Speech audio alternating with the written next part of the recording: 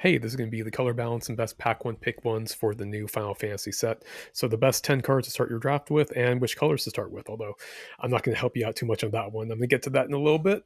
It's fun to play. It's really easy to pick up. And you know what? This one is actually really well made. And I'm going to go right into the color balance to explain why.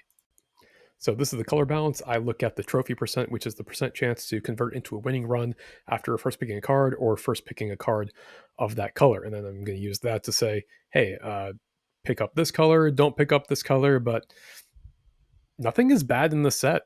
No matter what you're picking, I'm just going to be like, yeah, go for it. You can win with that too. Red and green are like the weakest, but not even by that much. Not enough that I'm going to recommend anyone avoids them. They still have a lot of power in there as well. White's doing a little bit better than the other colors, and to explain why, I'm going to make a little detour to talk about the commons. So, as usual, there's a little bit more power outside the commons. There's no commons in the top 10 for this set, but these are the ones to look out for, the ones that are important, that are scoring really, really well. Three of them are white, and they go into the white artifact strategy. They are White Mage's Staff, Magic Infantry, White Auracite. There's also Dragoon's Wyvern, and barely didn't make the cut is Combat Tutorial, which is draw two cards and put a counter on the guy. Uh, these are good commons. You don't sacrifice anything by picking them. They go into the artifact strategy, but again, they are cheap plays that are also two for ones. They do a lot of things. I think Final Fantasy, you're going to see, has a theme of cards that do a lot of little things. So, like White Mage's Staff, it makes a token, it puts an equipment on that token. The equipment gains you life. You can also move around the equipment. These are so many things going on in just a two drop common. And some of these cards have gone a lot higher in pick rate since the first week. So people are picking them up. These are the things to look out for. And with that, I've done like my quota for talking about commons, and I'm going to move on to the big guys.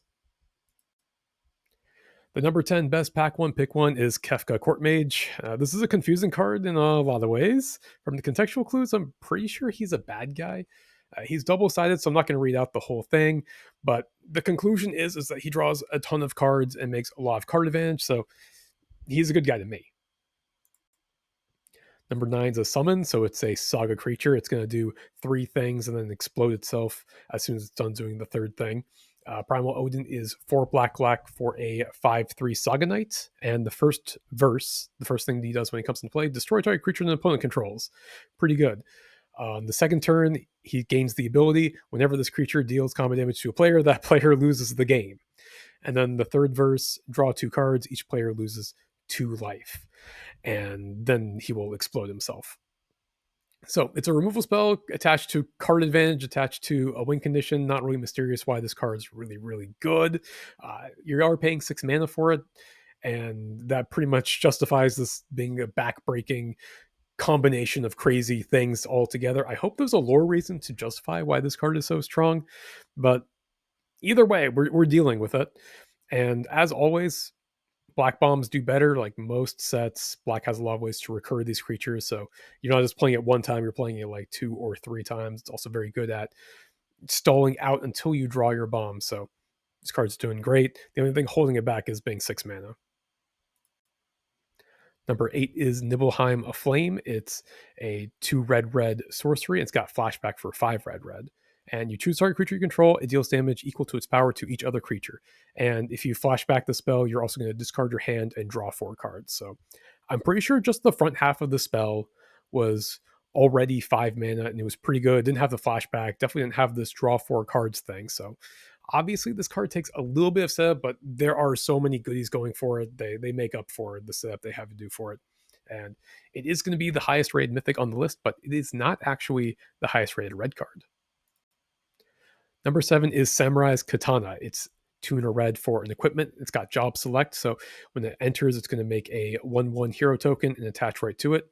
And it's going to give the equipped creature +2/+2, trample, and haste, and make it a samurai. And then if anything happens to the token, or if you want to move it around, it's 5 mana to equip it to a different creature.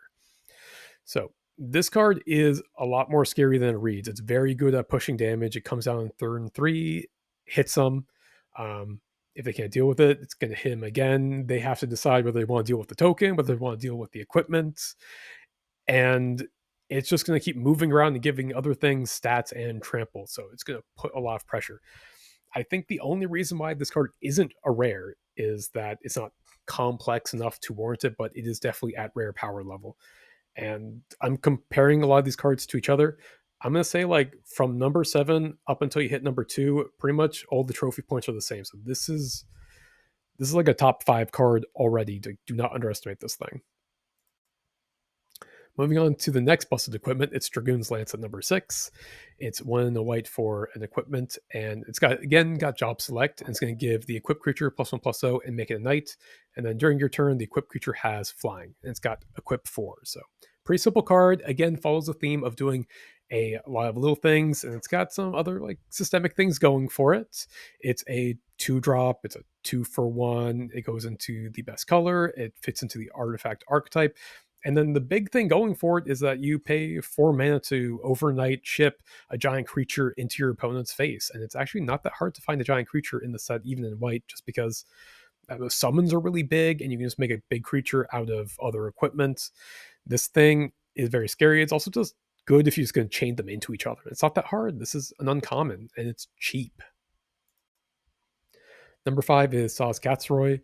He's 3 in the green for a 3/3 human pilot, and when he enters, you get to search your library for a bird or a basic land and put it into your hand. And when he attacks, you put a +1/+1 counter on the creature and double the number of +1/+1 counters on that creature. So, Sazh is a commander card that escaped the pre-constructed decks to end up in the regular draft set. He probably shouldn't be here. He's doing a lot of big things. Like I'm talking about doing a lot of little things. He's drawing a card and then making a giant creature. This card should not be in the draft set. Number 4 is another green card that does way too much. It's Esper Origins. So if you draft this card, I'm going to let you know like your main number 1 goal is to get this into the graveyard as soon as possible. The front side of the spell is not that good. Does a lot of bad things, but it does put Esper Origins into your graveyard, which is a really, really good thing.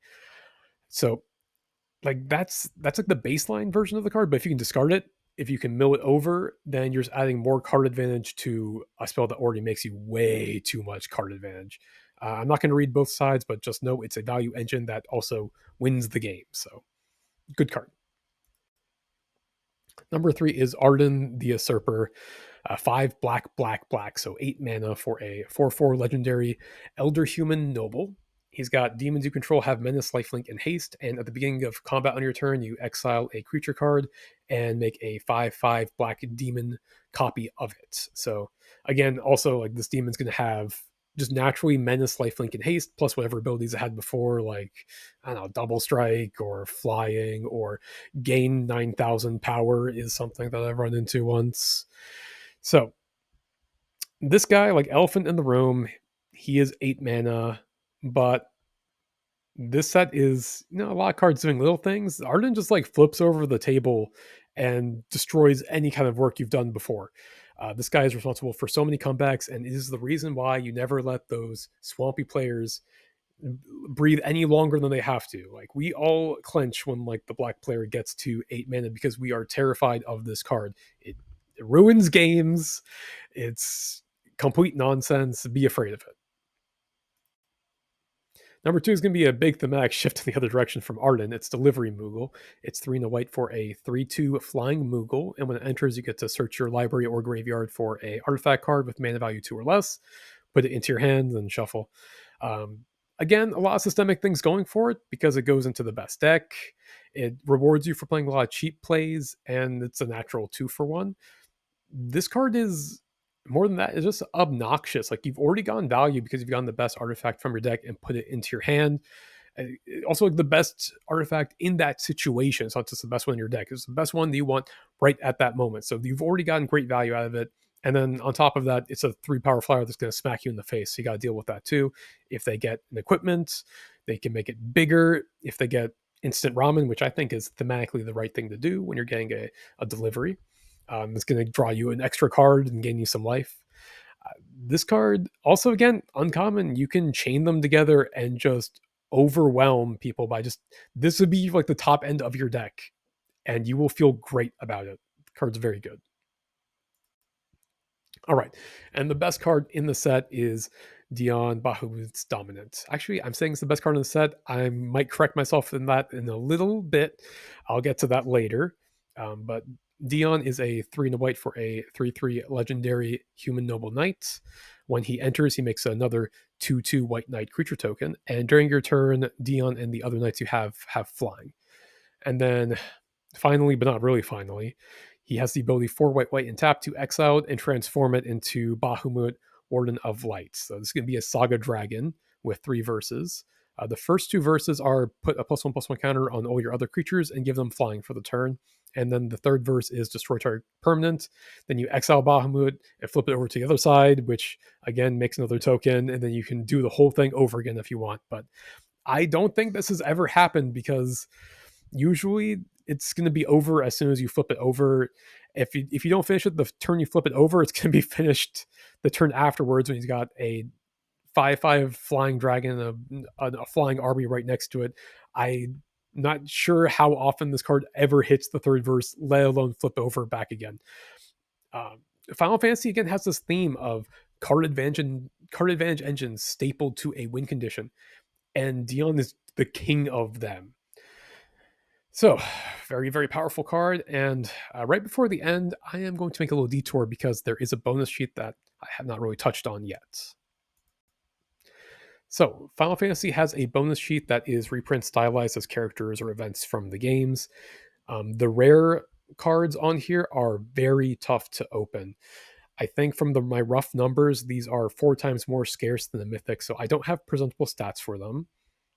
However, based on the evidence that I have, I'm pretty sure that these cards would each be on the top 10, so I want to make sure that you are aware of them. I'm going to give their like in-universe magic names. They are Smuggler's Copter, which is definitely the best card in the set. Achroma's Will, Primeval Titan, Saram, Senior Edificer, which is really good with all the equipment in the set, and then Adeline, Resplendent Cathar, really good with all the cheap white plays you can make, and finally Kenrith the Returned King, which is a massive value engine. So I'm pretty confident these are really good cards. I want to make sure that you're on the lookout for them because some of them are commander cards. Some of them have been banned for several years, so you might be overlooking it. Maybe it's just a constructed card. No, these cards are very, very busted and limited. Want to make sure you know about them so you don't pass them up. All right, and that's the end for the show. Thanks for watching and have great drafts.